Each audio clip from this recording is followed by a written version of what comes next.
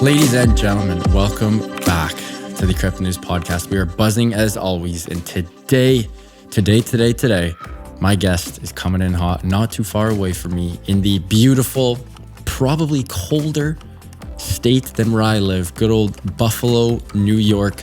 This lad is a Bills fan. He is a Sabres fan. We love to see it. You bet your ass we're going to be getting into that. Today we have Grant Haseley, the executive director and founder of Wagyu Games, the creators of Undead Blocks, the world's first AAA play-to-earn FPS zombie shooter that is blowing up as we speak. Grant brings over an unparalleled passion and vision for gamer empowerment and digital asset ownership that relate to his days working in banking. Grant was most recently a VP for M&T Bank, specializing in data analytics, and previously worked at Goldman Sachs. Ever heard of him? As an analyst in their Securities Lending division. Grant also graduated with a BS in mathematics from the University of Buffalo. We love to see it. Grant, pumped to have you on. Welcome to the show, my friend.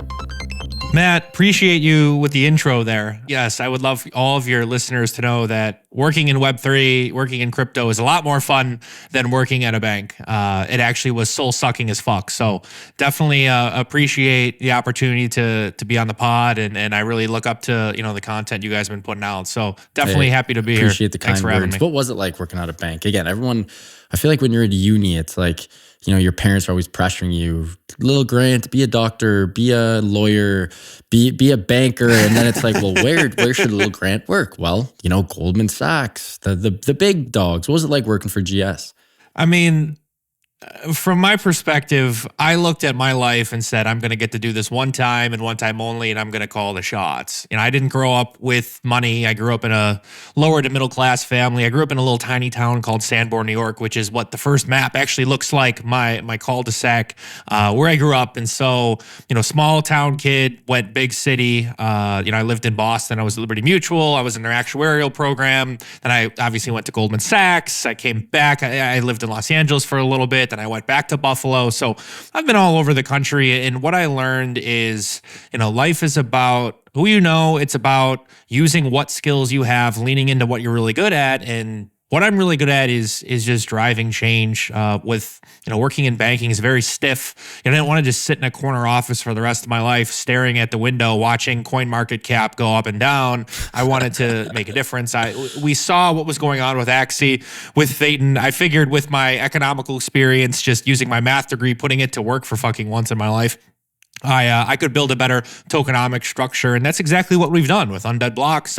We're not shying away from play to earn. I think the market overcorrected itself. Everyone moved away from play to earn. They were just petrified of it after Axie exploded with that Ponzi that they were running over there. And from our side, we're healthy. Our ecosystem is thriving, and it's a lot more fun working in a bank. I say soul-sucking. I don't take that lightly. Everyone's very stiff. In Web3 and crypto, you meet a lot of very like-minded individuals, people that are here to make a difference, people that believe in financial independence, empowering people to own their own stuff, especially in gaming. So it's been a blast. I'd rather, I don't want to do anything else in my life than just, build fun games and provide people a way to own their assets, have fun in gaming. And this is just really a good way for us to get started with Undead Blocks. It sounds like you truly have a passion for gaming. You must have been a gamer since you popped out of the womb. Oh yeah, I mean, well, look at it. You're from a cold weather climate. I'm from Buffalo, New York. What else is there to do in the wintertime besides, watch the Bills, maybe get after the Sabres, and then go inside and play video games? I was into COD. I was mostly into COD Zombies. That was where the inspo came from for game one. Undead Blocks feels a lot like Call of Duty Zombies crossed with Mario Kart, if you've played either of those titles. And so really within Undead Blocks, I'm taking a lot of inspo from that franchise. We also picked Zombies because Call of Duty is not focusing on their Zombies franchise anymore. They're focusing on this tiny little game called Warzone. I'm sure you've heard of it. And it's unfortunate because there's millions of Zombies players that loved, Knock Toronto 10, the old school type of zombie shooter. Even just look at zombie culture, HBO's The Last of Us, The Walking Dead, World War Z, Train to Busan. These zombie related content and entertainment engines, they become behemoths if you do it right. And that's exactly the vibe we want to take on. But yeah, I mean, I was getting on the sticks, way back in the day before, you got canceled for swearing on in an Xbox Live chat. I was at headquarters on Shipment, and then I went to school and started playing a video game that, old people play, which is just watching, bank accounts go up and down, working in securities lending. So I feel like I'm going back to my roots. I've never been happier, and really just excited to bring joy to the world and let full degens go degen if they so choose. What was the classic zombie map? I forget the name of it. You definitely know the one with the theater. Kino. They're toting. Kino. Oh, the best. And one you circle back and forth, and then you went up in the Yeah. You hit the Kino's a classic. You hit the vending machine, you get all the power-ups. I remember shooting the shit with the boys. I'd be on, my mom would be yelling at me, Matthew, go to bed. And I'm up 3-4 hours past my bedtime shooting the shit with the boys online. Oh, the good old days. So much fun. So let's go right back into it. Buffalo. But actually, before we get into Buffalo, your first little rip that you went on, you spoke about sort of resetting the play to earn market. Me personally, I'm a believer that obviously play to earn, I don't want to say it's completely gone. There are a few outliers like Undead Blocks, but similar to anything else in life, once the first little revolution or trend starts, people beat the living shit out of it and abuse it. That's what happened with play to earn. The tokenomic structure for all these big games that were blowing up turned out to be folks. People lost a shitload of money. And that's why I'm more in the yacht and the theme and trend of play and potentially earn. However, again, I've listened to your shit. You bring tons of energy and have a very firm stance on this. I'd love if you could go on a little rip in regards to why you and the team still believe the play to earn is here to stay. Well, I think at the end of the day, you have to generate revenue and use it to pay your players. Eventually, if you have no revenue, if you just launch a token, the token's going to go to zero.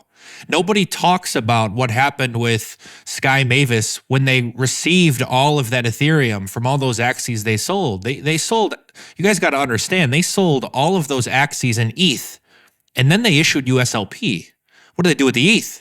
They're sitting on it. I see now the Rona network is expanding, and whatever they're going to be able to salvage from that reputational risk and that damage that really just took over the entire play to earn industry. It's because people weren't earning any money. Now you and your friends can come into Undead Blocks. You can play all day and earn nothing. You're not going to be guaranteed anything with Undead Blocks. You guys could be the luckiest people on the planet, and you could hit the 1,000 gold Z-Bucks box and make $100. That's cool. You can't do that in any other video game right now. So we're really we're leaning into RNG. We're looking at this and saying, if we issue a fixed amount per day that we've collateralized, whether that's through grants with Immutable X, Polygon, PokeStarter is pledged money through our tournament program. There's lots of different ways for us to generate revenue. Cosmetics, we have an IP deal with GameStop where we're going to be doing GameStop cosmetics that are completely within our ecosystem. Hats, t-shirts, jackets, all of this revenue that we can generate from free-to-play or just letting degens or NFT traders speculate, we can use that to pay our player base. And whether that's $1,000, $2,000, $5,000 a day, you can really write this stuff off as marketing expense. We only raised $1.7 million for Undead Blocks, and we did $2.4 million in NFT sale. And from that, we've been able to create a game, and people are earning every single day, and they're loving it. And that's really the key: is you can't overextend and you can't overpromise. You can't click the mouse to earn. That's a joke. People that come in and say, I'm not earning enough on Undead Blocks to pay for my electricity. My answer is, this game is not meant to pay for your electricity. If you want to pay for your electricity, go work at the mall. Or go get a full-time job like I did. If you want to play a video game and you want to spend 2 or 3 hours hanging out with the boys, playing multiplayer, maybe some side action on who's going to get the first gold Z box, pick it up, just cool ways. It's more of a social game than just click to earn. And I don't think that Web3 games have to be so competitive either, because how human nature works is these people come in, they compete, they try to milk, they min-max, and the good players stay and the bad ones leave. Okay, well, how do you continuously find new players? How poker is able to do this with the professionals that come in is, one, there's different table limits. You can get in at a very low level. And two, there is the RNG. You can be behind in a poker hand and you can still win. And that's cool. That is the exact kind of vibe that we're bringing in Undead Blocks. It's, you can come in, maybe you're the best player in the world, but you might not earn shit. You could be the worst player on the planet and get lucky and make $50 that day. And that's exactly the vibe that we're going to take. And that's what we have to do to survive. If I know how much I'm paying out for years, I can cash flow, I can have treasury management, I can use actuarial mathematics to say, okay, how much are we paying out? How much is being reinvested into the game? Whether that's through upgrades or cosmetic purchases. It's exactly how you operate a Web2 business. We're just doing it at Web3 at a much smaller scale. Interesting. Wow, you gave me a lot of ammo there. you guys have seemed to figure out a very unique and secret sauce, and that is attracting and retaining Web3 gamers. Again, I've been following you guys for a little bit, and you can tell when something's organic or not. Again, after you've been in the space for a couple of years, I feel like most people's bullshit radars are getting better and better day by day. And you guys have a legitimate community of people who actually give a shit. It's not the paid bots from around the world, if you know what I mean. I don't want to get into it, but you know what I'm talking about. But how did you and the team build that? Again, I know you spoke about the tokenomics and actually giving back, but I feel like there's more than that. What is the little bit, what are the non-obvious things to attracting and retaining Web3 gamers? You're telling me that you don't like looking at a tweet where someone says, wow, this project is amazing, or this has 25x potential written all over it. Like, they're just standard bullshit. Like, it's a joke. And like, what I understand is, I don't like how I can speak freely to you. I don't bullshit people that come into our community. They find out about Undead Blocks. They YouTube. There's an algorithm that you can hit, you know, like at anything in life. And it's how to make money playing a video game. And we're doing very well at hitting that algorithm. People come in and they say, hey, how do I get started with Undead Blocks? Well, I'm right there. Hey, go buy an NFT. Or you can play for free and you can earn the soft currency, and then you can see how the economy works before you come in, buy an NFT. You know, we only sold 2,500 packs that can earn. So these people have to be very realistic with how much they can earn from one of these packs. You know, we can't overextend ourselves. I think it's just expectations. And myself personally, it's whether it's doing AMAs, like doing these loot coffin rip parties on Fridays on Zombie News Network, which is our Twitch channel. Now, people love free stuff. Nobody's watching content creators on Twitch anymore that just sit there and play a video game because they can go play it themselves. Like, they want to earn free stuff. They want to hang out with others that are like-minded. And so we've hit this, if there's a Venn diagram of people that we're getting in the ecosystem, it's people that have been playing like DraftKings, FanDuel, you know, they're doing these poker. They're doing more of these, you know, you can get ahead, but it's still gambling. Let's be honest, call a spade a spade. And they come in and say, oh shit, like I want to be an Undead Blocks arms dealer and I'm going to play this game for 2 or 3 hours just to cool off and maybe I'll make $100 today. Like, they love that it's hitting that. I don't want to call it like curse, like the dopamine that they're getting. Yeah. Like, I've branded Undead Blocks as a zombie killing crypto casino where no one can lose. And it's true. The only way you can lose is if the value of the NFTs goes down. But people can't come in and lose. These games, even that are zero-sum game, are they're struggling to retain players because the bots come in or the really good players come in and then you say, well, I lost money. And people don't like to lose money, Matt. I'm sure you know. Like, you go to the casino with your boys, like everyone's in a shit mood if the tables aren't hot. Like, we're trying to cultivate a culture where people can either come in, they make nothing, or they make some money. And we're not guaranteeing anyone to become millionaires. Nothing ridiculous like, oh, this is going 100x. Like, fuck that. Like, we know that we know our limitations, but what we can do is we can show that this model works, and then we can build a new game, which is exactly what we're doing, where you're going to be able to shoot each other. You can also die by the zombies. And if you kill someone, you're going to be able to drop one of these boxes. If you guys don't know what I'm talking about, we drop these boxes called Z boxes, and it's going to roll just like Mario Kart. It'll go do, and you could earn the asset upgrading currency, or you could earn Z-Buck, gold Z-Bucks, which you could swap for crypto, Ethereum, BNB, BUSD, anything in our treasury. So that's what I'm referencing when I say Z-Box. And more waves survived equals more Z-Boxes dropped, and it keeps people playing. Our average play time is over 3.5 hours. And so if I can captivate someone's attention for 3.5 hours, which is average, that's your average play time is 3.5 hours. Yep.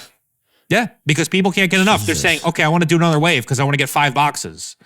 You know, they're saying, okay, if I go to from wave 25 to 26, now I get 6 boxes. And those 6 boxes, 2 of them might have $1, 4 of them might have nothing. But they love that opportunity to keep going. And that's why they keep playing and playing.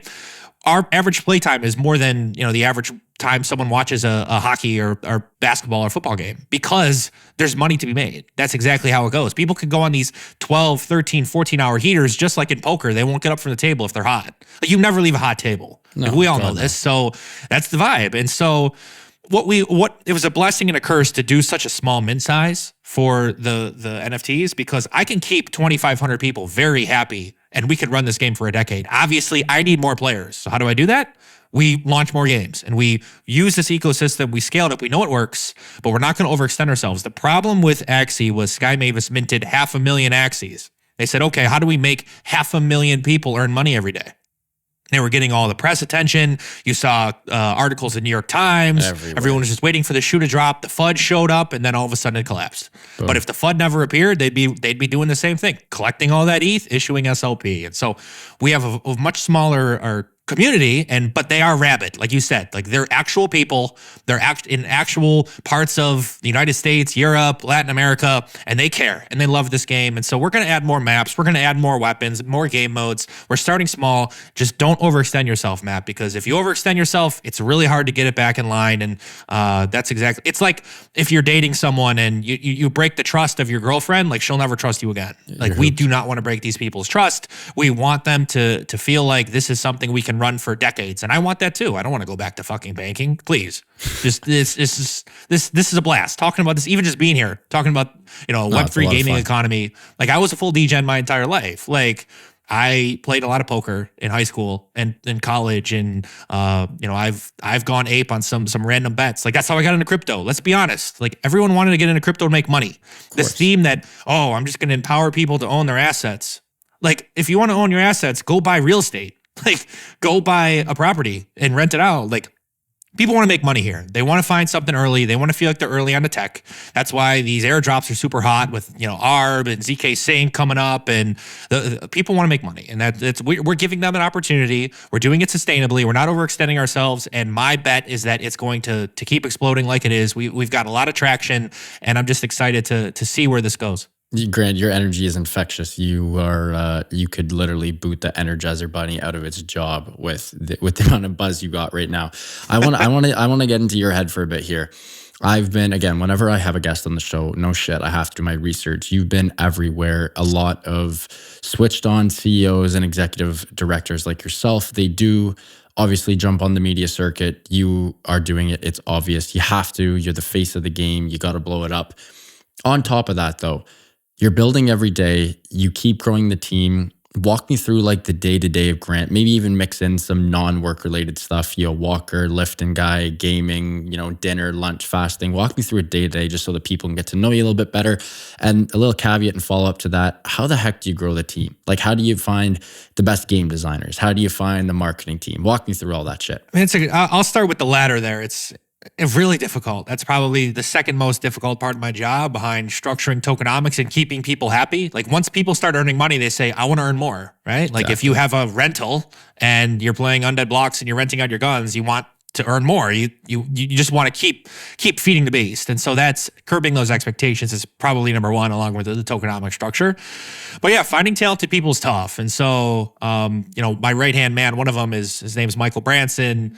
He was an actuary I met at Liberty Mutual in Boston. He loves this shit. He's a full degen. Like, he was one of those guys that was using betonline.ag and MyBookie because sports betting wasn't legal in Massachusetts. When we were originally concepting this, me and Isaac Nakash, who's my product director, we were like, how do we just get some people in here that think like NFT people? Like, if you can get people on your team that think like your consumer base, you're going to be in a really good spot. And so, I brought in Michael, and he helped me structure the tokenomics. In terms of the game developers, like, we hired a studio. Like, we actually acquired a portion of a gaming studio called NCC Gaming in Vietnam, and now we rebranded them as Wagyu. It was very simple to be like, what have you guys worked on? They worked on some other FPS games in the past. That's clearly what they're good at, and we just let them work. Like, we took an engine that they were already building, and we were able to get off the ground. That's why we were able to get the game off to market in a year. You're going to see other games that struggle for 3, 4, 5 years, and like, they're on their own development timelines. I don't know how they're going to be able to keep their community happy for a decade, but so be it. And that's really, the key also is we don't spend a lot on marketing. Like, this is very organic. This is just a chat between two dudes hanging out. Like, I'm not running Facebook ads. I'm not running YouTube ads because they don't work. Like, if you run a Facebook ad right now and you say, hey, come earn $20,000 prize pool in a video game, people don't believe you. They say, what's the scam? Sure. Or like, hey, you're going to download malware on my computer. What's the catch? Like, they actually don't believe what you're saying. Like, we're doing a really good job of attacking these other NFT groups and saying, listen, you own XYZ, project. I'm not going to FUD anyone, but you own this project and they're doing nothing. Why don't you come pick up a weapon loadout at Undead Blocks? It's $100. You know, maybe you make your money back in 2 days if you get the $100 Z box. And people say, okay, like it works. Like that's the key is the NFT space is changing consistently. We originally thought we were going to go to play and earn. That was going to take over, and play to own. You know, you saw some of our competitors buying Super Bowl ads and linking it to their own personal Twitter. Like there's been a lot of stuff that's tried. Now you're looking at Blur, and we're in the age of yield farming for Blur, where people are just listing stuff consistently, trying to farm a token, no content creator royalties. Like things just change on a month-to-month basis. You have to be glued in. Like there are no days off in this industry. I'm not going to advocate for people to work 24/7, but there's not a day doesn't go by where I'm looking at my Discord, I'm looking at what's being said, you know, looking at our engagement on socials and reading comments. Like we'll go on Undead Blocks, we'll type in YouTube and we'll see all the content creators for the day. If it's not in our language, we translate and we see what do people around the world think about this game. Then we bring it to our designers and we say, can we make it better? That's why, you know, we found out very quickly that our community said, we'd rather have smaller, stable payouts and not go to sleep sweating if this game's going offline in a year than trying to moon in 1 month. Because then when you hit that level, it's very tough to appease. That's the problem with just being a regular shareholder is, okay, now you have increased expectations. So that's important. In terms of my day-to-day, and I know that was kind of a long-winded answer, I usually wake up around 9:30. There's this sort of propaganda that is put out there. I don't know where it started, but they said that all executives or CEOs have to wake up early. Like, fuck that. Like, I'm not waking up at 4 in the morning. Are you kidding me? And they have to have like 2 or 3 different shirts, and they have to have everything like very small, like you're living in a tiny apartment in New York City, because you don't want to clean, you don't waste your time. Like I do those activities to get my brain cooking. Like if I'm in a rut and like we need an idea, I'm not going to stare at the computer and it's just going to come to me. Like it's going to come to me if I'm like, you know, watching a baseball game or I'm eating breakfast or relaxing. I'm cleaning or, you know, exactly. Like that's when you do when you're feeling good, that's when you have your best thoughts. So I usually wake up around 9:30. We have a morning call. We do with our devs and designers from 10 to 11. I usually take lunch around 12. I eat at Chipotle almost every day. I got the email the other day. I'm top 0.5% of in my Chipotle. And I actually hooked up my entire local Chipotle with Undead Blocks weapon NFTs, and they're all arms dealers now. So I'm pretty well known in the Chipotle. I haven't paid for it in a while. Yeah. Oh, they love it. Yeah. Because I would literally come in every day. Like, who the hell is this tall guy? This tall fucker just keeps coming in. I'm 6'7", and he's just showing up every day. He's wearing an Undead Blocks hoodie because usually I do an AMA or something. I just would go to Chipotle and they'd be like, who are you, dude? Like, you're here every day. And I'm like, well, like, I like your food. So Grant, what's your Chipotle order? White rice, pinto beans, chicken. You get extra white rice. Mild corn, cheese, lettuce, chips, and guac, water cup. And sometimes I fill it up with a Mr. Pibb if no one's looking. So, but they don't give a shit because I don't pay for my food anyway. So absolutely. I mean, and listen, life is to be enjoyed. And I love doing this kind of stuff, but there are nights when I'm up till 2 or 3 in the morning answering Discord tickets, like just working the business development side, like our relationship with GameStop. You know, it took a lot of time to curate and foster. When you're working with an actual Web2 group that is that most heavily scrutinized stock in the country, maybe even in the world, like. Yeah, exactly. Like working with their legal team was like more threatening than meeting my mother-in-law. Like it is just very stressful. So there's a lot that goes on a daily basis. I probably wake up to 200 Telegram messages. All of them are almost scams. I have to weed out to see if there's actually somebody that I need to speak to. That's why I keep my DMs closed on Twitter and Discord. Like these people are ridiculous with the scams. There's so many different ways that they can structure it. And like you said, there's so many ways to now weed out who's legit, who's not. The Blockchain Gaming Alliance really helps us with a lot of that. So I do have someone that helps me schedule some of these meetings. His name is Kyle Gordon. He's our business development director. He's from Kentucky. He's one electric factory as well. It goes back to how do you find these people? Like I met Kentucky Kyle at a conference. I knew nothing about this guy, but he just kind of lit up the room. Like if you think I have energy, like this guy's like a Mountain Dew Code Red. Like he lit up the room. We just started talking. And I said, listen, you want to work for me? Like He said, fuck yeah, like I'm not doing anything. He was the kind of guy that show up to crypto conferences and not shill anything. He just wanted to learn about the tech. And so I want to find people that learn about the tech. You know, these people, they are the ones that are going to be doing the Lord's work for us, that go to bat in Twitter spaces every day or are doing Discord AMAs, hanging out in the Discords. Guys in like 470 different Discords. It says good morning in every one of them. Like he's able to really foster some of those connections for us. So that is, you just can't stop. Like, I mean, I have a social life. Like I'm a big Bills fan. I'm a big Sabres fan. I definitely enjoy going to sporting events, going full degen at those events. I like playing basketball. Like I'm your traditional like white guy, 30, you know, thought it was going to be in the NBA, very competitive, and I don't like to lose. And you can see that in some of the, you know, material. When I see someone posting a FUD comment on Undead Blocks, hey, this is going to be sustainable. I'm like, call me in 3 years. Like I screenshot everything. I've got the receipts. I'm ready to lock and load on people. We raised 1.7 million and we're running circles around groups that raise 20, 30, 40 million. They don't have a clue. They don't have a vision. And that's really what I want to do is the key in life is you have to know your role. Like if you're on a team or you're starting something, you have to know your audience. You have to know your role. I'm not going to sit there and tell my developers, hey, go build the craziest MMORPG ever. Not going to do that. Like they're good at FPS. We can give them the ideas. Like the Z-Box was what made us go viral, where people are literally comparing us to Mario Kart. Hey, instead of just driving around and hitting a Z-Box, throwing a turtle shell at your friend, like why don't you just hit the box in our game and potentially earn money? Like it was the easiest sell ever for people. That's and the just RNG. making this game, RNG you know, it's the RNG. Like people love RNG. Like they do. So that's a little bit of a day-to-day. I mean, happy to go in anywhere. I'm sure there's lots of ammo there. But I love it's a fun life. I love it. I love what I do. Grant, you are on a freaking roll. Got to take a quick break though. Got to give a huge shout out to our sponsor, Prime XBT, the one and only Prime XBT, who has been sponsors of the Crypto News podcast and friends of Crypto News for a hot minute. We love them as they offer a robust trading system for both beginners and professional traders. Doesn't matter if you're a rookie or a vet, you can easily design and customize your layouts and widgets to best fit your trading style. Prime XBT is also running an exclusive promo for listeners of the Crypto News podcast. After making your first deposit, use the promo code CryptoNews50. That is CryptoNews50 on your first deposit to receive 50% of your deposit credited to your trading account. Again, that is CryptoNews50, CryptoNews50, all one word, to receive 50% of your deposit credited to your trading account. And now back to the show with the human electric factory himself, Grant. One thing you said there that I always think of, and I'm a Dolphins fan, by the way. I don't even know. Well, long story how I'm a Dolphins fan, but we'll get into that later after the show. As a Bills fan and as a Dolphins fan, one team kicked the living shit out of us for the last 20 years, and that was the New England Patriots.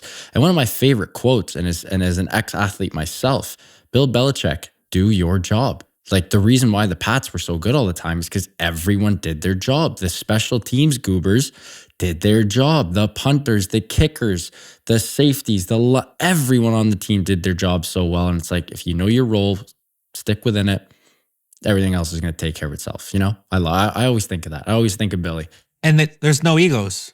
In New England, there's no egos. No. Everyone's they know their role and they do, like you said, they do their job. There's no egos. Like I don't have an ego. Like I know, like I can be so upfront and direct and tell you what's going on in the industry and Web3 gaming and crypto and NFTs because I know we got a damn good product. I don't have to oversell. Like it's fun. It's a fun game to play. You try it, you're gonna say this is a really cool game, and that's a good feeling to know. Like some people, they got to try to fake it until they make it. They try to fake a community. They fake an actual roadmap or a white paper. Like there's a lot of LARP. I'm sure you've had people on the show like you wish you didn't, like 2 years prior, because you're like, fuck, like I could clearly understand what this person was trying to sell. Like it's just very easy for the pros now to identify what's good, what's not. Like you're even seeing a lot of NFT groups, that are just botting. They're botting their followers. They're like, you can actually like we were hit up by a couple different groups that could fake Discord conversations. Like actually make it look like people are talking about a game. Like you go in our Discord, people are nonstop talking. But there are other Discords where it's literally just bots talking back and forth and you can get seduced. It's like if you've had 4 or 5 drinks at the bar and you're looking at a 7, like you could easily get seduced into thinking she's a 9.5. Like that's exactly what's happening with some of these Discords, especially because everything is anonymous. Like, it's so scary when it's anonymous, and it's so powerful because you can do whatever you want. We literally are living in the Wild West. There is no safe haven in rules in crypto, Undead Blocks included. No, not financial advice, obviously, but like, you have to try to gravitate towards people who are doxed founders who know who look like they know what they're doing. Like, I've got a couple. I'm in a chat with some founders, that I really enjoy. Frank, obviously, from D Labs, he's the homie. My Pet Hooligan with AMGI, love those guys. Shrapnel Team, Dead Drops is looking smart, looking strong. Like, we want to be situated where some of these games where they did raise 20, 30, 40 mil, they go off king, and then we ride the tailwinds. We didn't raise that much money. Like, I can't bring on Dr. Disrespect. I can't bring on Shroud. What we can do is provide a fun game. So when those people do their jobs and they bring in these players, all those players are going to go to YouTube. Eventually they're going to say, oh, this is cool, an NFT game. How do I make money playing video games? Is the algorithm that you need to hit? And people are going to say, come play Undead Blocks, pick up an NFT. You could earn money. It's not guaranteed, but you have a chance. And that's all people want, is a chance. People bet on themselves. You just brought up Dr. Disrespect. For the listeners at home, he's got to be top 3 biggest, Twitch streamers. All he does is, he's this big lad in a wig with the glasses, and all he does is rip games 24/7 and stream. The guy's probably making $1 million or $2 million a month. Great content too. Has an absolutely massive, huge, loyal audience. This brings us to our next topic, and that is esports. It is so difficult, at least I feel like it's so difficult nowadays, for a game to really hit critical mass without having that esports virality aspect. I'm not talking you need to have some sort of FaZe Clan team esports. I'm more talking the whole virality, like Call of Duty. How many clips do you see of Warzone? Or Fortnite, how many viral clips of Fortnite do you see? You see Tyreek Hill ripping Fortnite. And then you have these random games that I don't even really know of, but you have streamers like Dr. Disrespect or I Show Speed or Aiden Ross or one of these guys playing a game, and then that game blows up just because a streamer played it. What do you think the future of like Web3 esports is going to look like? I think that's a great question. I think that there's so many different ways you could unpack this. I think you have to create a fun game before you can force the esports. I'll give you a couple examples. We did $150,000 cash tournament series for the last 6 months, sponsored by groups like Active World Club, Polka Starter Gaming, Immutable X. We got the grant from IMX, all fully funded. And so the most players we got in one tournament was 6,700, about that. So, sizable base, showing up every day. If we ran another tournament right now, I'd be confident we'd probably get 10 to 12,000 players.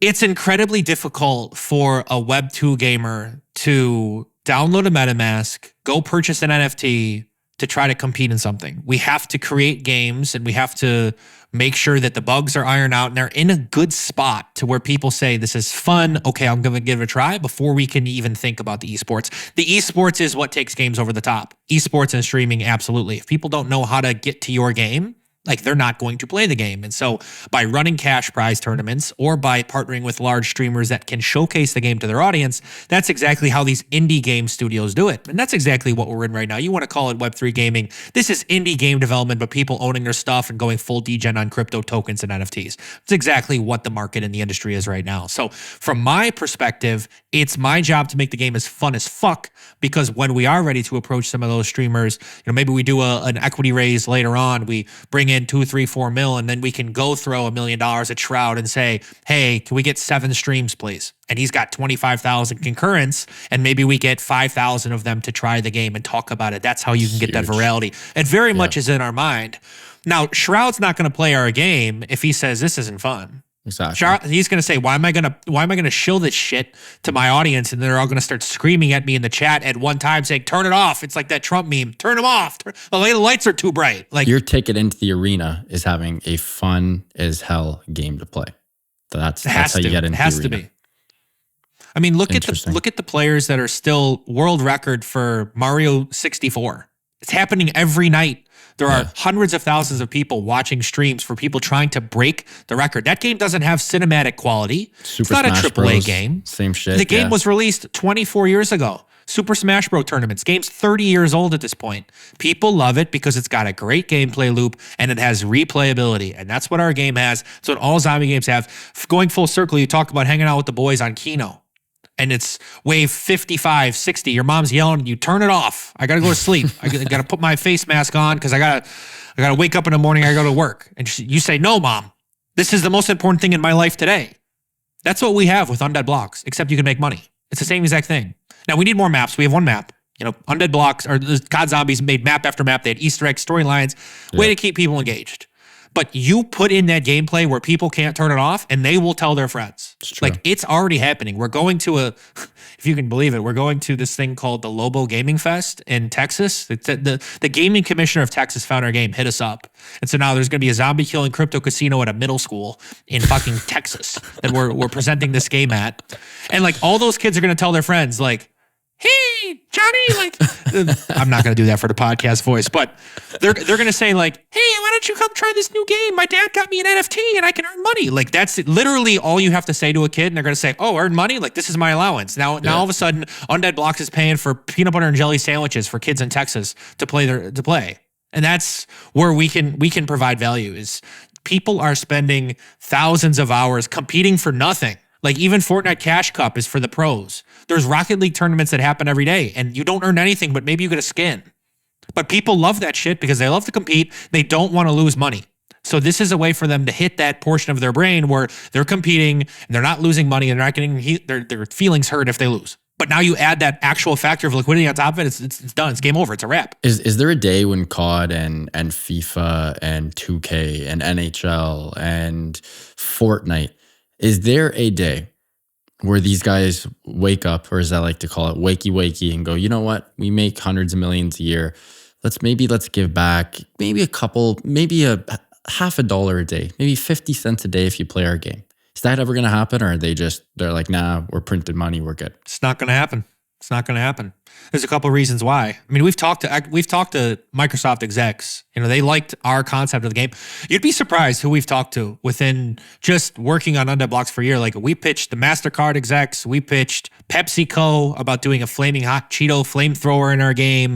You know, we have the GameStop exclusive weapons coming out. How do you get meetings with these guys? Just sheer will, relentless passion. You know, hit these people up, like find their LinkedIn, go to conferences. You build connections with groups like Animoca Brands is one of our largest VC partners. They're pretty well connected, but huge, it's sheer will. And then, you know, people look at me and they look at me as a so-called electric factory and like, whatever this guy's fucking building or smoking, I want it. Like, it's just passion. Like people get sold, they get sold anything. Like I am no snake oil salesman. We've delivered this game faster than anyone on the fucking planet. And we're offering daily earning. That's what we promised we would do when we raised the money and we sold the NFTs. We delivered on that promise. We want to deliver on more promises, but people hear wind of something and they want to get early. Now with the Pepsi thing, like they're just not ready to invest in NFTs. They're not ready to do crypto. Like this was when, you know, things were starting to pop off and Paris Hilton had a Bored Ape on her profile picture. Now in the US, a lot of people are getting sued for these sort of actions. And so we have to be very careful from our side. And I'm sure the Web2 teams are also very careful on what they can and what they can't promote. So, but to answer to finish the thought, you know, we get pitched all the time on this kind of stuff. And what I can say is the Web2 groups are very much looking and they want to make money. So a Web2 game studio, they realize that they've got it good right now. They don't want to ruffle feathers. I was quoted in Cointelegraph the other day. They asked me, when do you think Epic is going to go full NFT? And I'm like, I don't think they ever fucking will. They're gonna when people stop playing Fortnite, they stop minting free money when they release a Dragon Ball Z skin. They charge $20 a piece, and then they sell 100,000 units. They do $2 million in a week. That's when they're gonna stop. When people say, "Okay, enough's enough. Like I don't need any more skins that I can't sell." Yeah, like that's when they're gonna change their behavior. They're not gonna give away 5 cents, 10 cents a day, 20 cents, $2. Why would they? Like these are greedy. Like they got bonuses. Like they have 401ks to pay. They have benefits packages. They don't need to. They look at gaming as, I mean, they're hiring psychologists to try to milk and take your money as quickly as they can. Yeah. That's why they put the deposit. That's why Caesars has the deposit button in green and the withdrawal button in black. So you can't find the withdrawal. So you keep your money on their platform. Fortnite was doing the same shit. They got sued. Now they paid $400 million a gaming commission. Like they're fucked. Like, but that's how they run their business. And so they're not going to. Their ethos is we're going to make these games as fun and addicting as possible, and we're going to make you pay for the experience, the entertainment. I've said this multiple times. I believe that Web2 gaming is a brothel. You pay for entertainment and you get fucked. They don't really care about you. You can get your fun, but it's going to last 15 minutes. Then you're going to regret that purchase. You are going to regret that purchase. Web2 gaming is a gaming brothel. You could put that as the headline for this pod. I mean, it's just, and I've said this countless times, and that's why people stick with me. That's why I have a community, because I'm not afraid to call out bad actors, not just in Web3 gaming. I could go on for hours about that, but just Web2. Like, this is why we're here.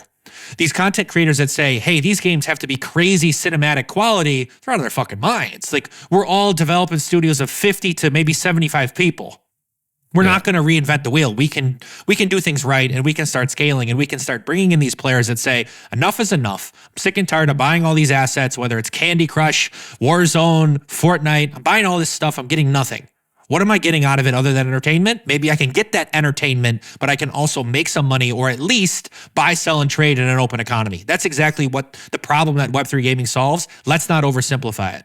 Grant, you're on a roll. This was truly a treat, a lot of fun. You have an open invite for round two, my friend.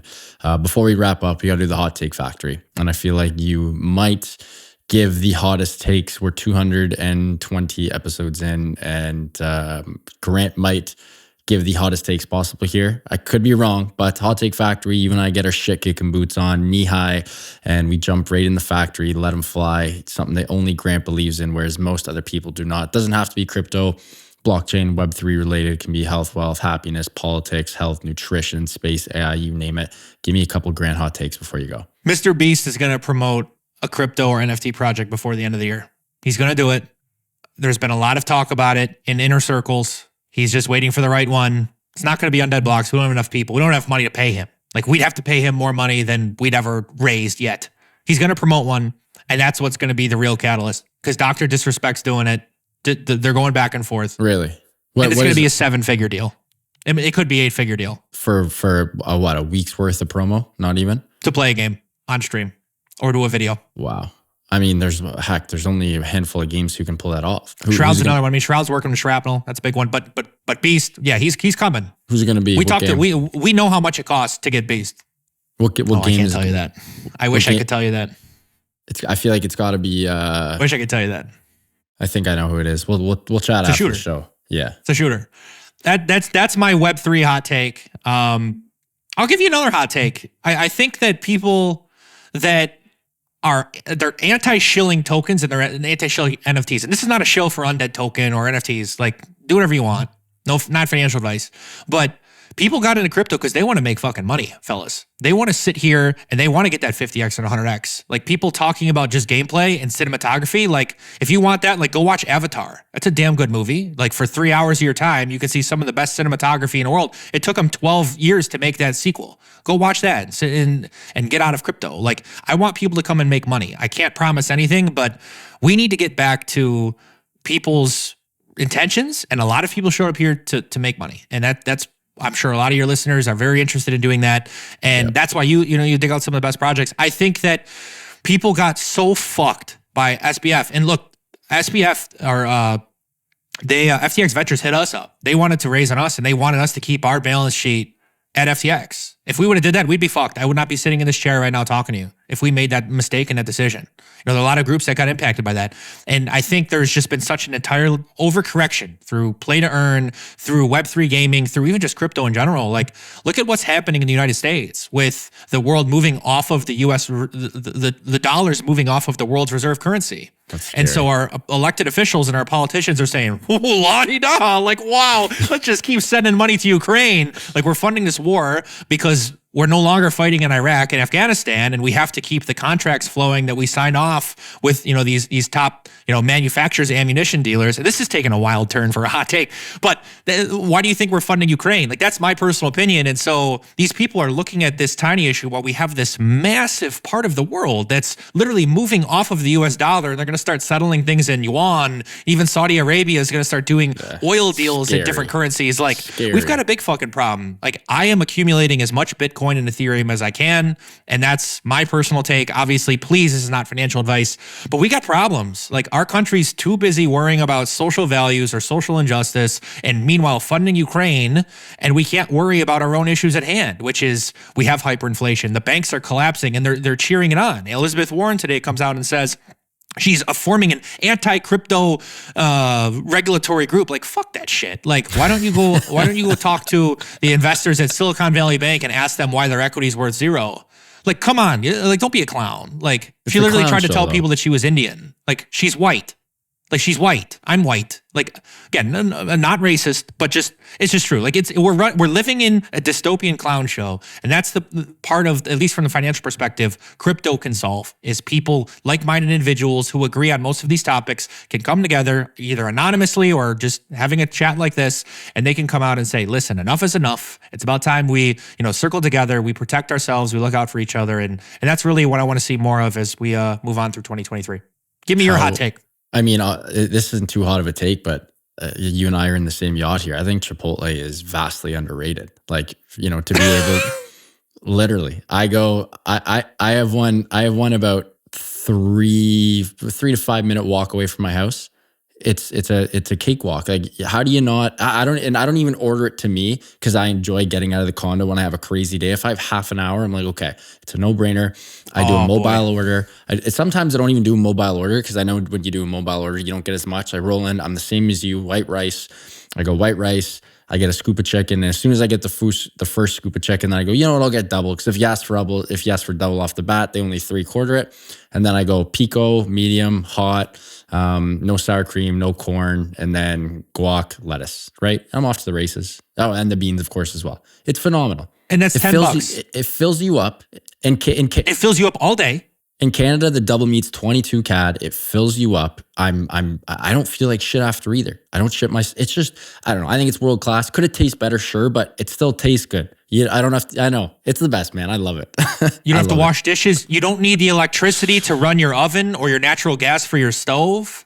Like, people don't think about this stuff. People think that just cooking at home is, if you're doing bulk and you're eating the same thing every day, like, again, you probably are one of those people that wakes up at 4:30 in the morning or has 4 shirts and they just circle between those 4 shirts. And again, please, if there's anyone here that disagrees with me, this is not financial advice. But, if you actually look at the indirect cost allocations of cooking at home, you run the water, then you make your apartment or your house smell. Eventually, over time, that maybe wears down some of the paint. You have the electricity cost. Then you have to run the dishwasher. You have to do a lot of these different things. Grant, for me, it's the time. I'm sure it's the for same what with time? you. For the same quality. It's the time. Yeah. I can. The time. You don't get that time back. If I'm gonna eat, cook, and clean, I'm looking at an hour and a half where I can walk to Chipotle, get my bowl, eat, and come back in 30, 35 minutes. It's probably not going to taste as good. I'm probably not going to get as much protein as 2 fat scoops. And now I can You get a good walk. It's exercise. Yeah. Now I can use that other hour to make money. That's just how I see it. But hey, I do like cooking sometimes. It's therapeutic.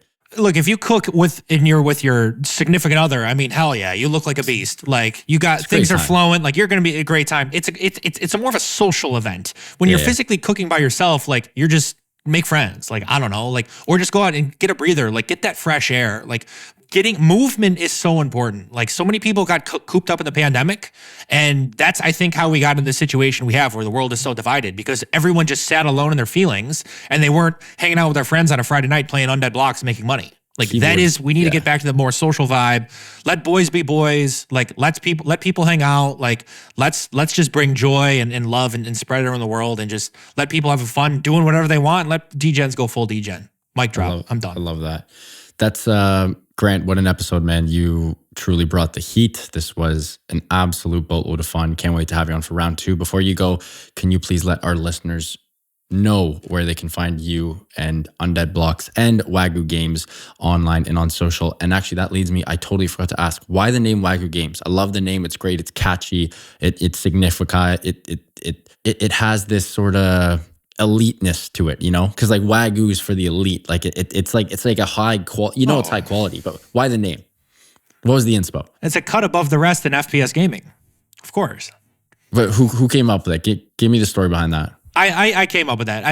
I love a good steak. I mean, you live in Canada, but I love going to Texas Roadhouse here in America, hanging out. I grew up in a small town in Sanborn. Like, I love steak, and I just really got, like, I went, like, my brain sometimes goes off these little tangent, and so in a previous life, I was really like a steak connoisseur. Like I tried every different cut of beef that was available. I grew up on a farm, was just into it. And just for me, like Wagyu always stuck. And so I think of Wag, I think of, I don't know. It's very catchy. It rolls off the tongue. People understand it. It's like, even with gala games, like people think of going to a gala as very fancy. So we're thinking Wagyu is the best sort of cut of beef that you can get. And we really want to be a cut above the rest. So that's where it came from. And then Undead Blocks was, we were thinking, okay, we have the blockchain, but you also have the Z boxes, which are like little Mario Kart blocks. And so there are different ways to really have, ties in. Our sequel is going to be called Block Assault, where it's going to be like a 6v6 sort of favela shooter where you're going to be, people are going and back and forth in houses in the block. So definitely stay on the tune for that. If you guys want to check us out, all I ask is you just download and play the game. Give me personal feedback. Hit me up on Twitter or, join our Discord. Go to undeadblocks.com. It's free to play if you have a PC or a Mac. We're also building mobile and we have a browser version. Those should be live in 2 to 3 months. So it's completely free to play. You don't need to even link your wallet. You can just sign up with a username and password. Definitely want you guys to give it a try and let us know what you think. Let us know what we can make better in the game. We love taking feedback from new players. So appreciate you guys giving a look. Grant, electric episode. Thanks again, and can't wait for round 2. Thanks, Matt. Folks, what an episode with Grant Haseley, executive director and founder of Wagyu Games, creators of Undead Blocks. That may have been the most electric episode we've ever had. The dude is a human electric factory. The Gov should probably hire him, help relieve some of the stress on the grid. Huge shout out to Grant for coming on. Huge shout out to his team and my team for making everything work. To the team, love you guys. Eustace, my amazing sound editor, appreciate everything you do. To the listeners, if you guys enjoyed this one, please do subscribe. It would mean the world. Keep on growing those bags, everyone. Keep on staying healthy, wealthy, and happy. Bye for now, and we will talk soon.